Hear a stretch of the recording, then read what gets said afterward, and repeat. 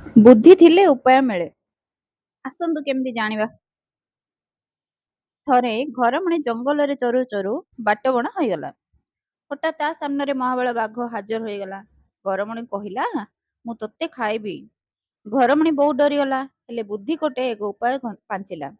ବାଘକୁ କହିଲା, ଆପଣ ହେଲେ ରାଜା, କେତେ ଜୀବଜନ୍ତୁ ଖାଇ ମୁହଁ ଦାନ୍ତ ଅସନା ହୋଇଯାଇଥିବ। ଆପଣ ଯାଆନ୍ତୁ, ପ୍ରଥମେ ଝରଣା ପାଣିରେ ମୁହଁ ଧୋଇବେ ଏବଂ ଝରଣା କୂଳର ମୁଗୁନି ପଥରରେ ଦାନ୍ତକୁ ପଜେଇ ଆସି ମତେ ଖାଇବେ। ଠିକ କହିଲୁ କହି ବାଘ ଯେମିତି ଝରଣା କୂଳକୁ ଯାଇଛି, ଘରମଣି ଛୁ ମାରିଲା। ହେଲେ ଯାଉ ଯାଉ ସନ୍ଧ୍ୟା ହୋଇଗଲା ଏବଂ ଘରମଣି ଗୋଟିଏ ଗୁମ୍ଫାରେ ଆଶ୍ରୟ ନେଲା। ସେଇଟା ଥିଲା ସିଂହର ଘର। ସିଂହ ଯେମିତି ଗୁମ୍ଫାରେ ପଶିଛି ଦେଖିଲା ଅନ୍ଧାରରେ ଆଖି ଦୁଇଟି ଚିକ୍ ଚିକ୍ କରୁଛି। ଗର୍ଜନ କରି ପଚାରିଲା, କିଏ ରେ ତୁ? ଘରମଣି ଭାବିଲା ଏବେ ନିଶ୍ଚୟ ଜୀବନ ଯିବ। ତଥାପି ଏଥର ମଧ୍ୟ ସାହସ ସଞ୍ଚୟ କରି କହିଲା, ମୁଁ ଧପ ଧପ ରାଜା।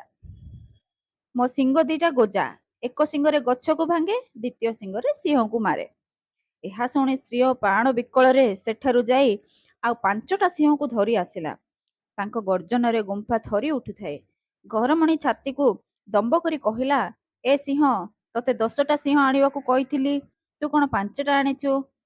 ଆସ୍ ତତେ ଆଗ ଖାଇବି।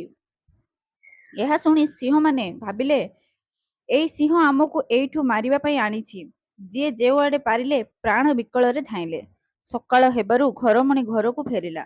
ନିଜର ଉପସ୍ଥିତ ବୁଦ୍ଧି ଯୋଗୁଁ ଘରମଣି ନିଜଠାରୁ ଶକ୍ତିଶାଳୀ ଜନ୍ତୁ ଠାରୁ ମଧ୍ୟ ନିଜ ଜୀବନ ବଞ୍ଚାଇ ପାରିଲା।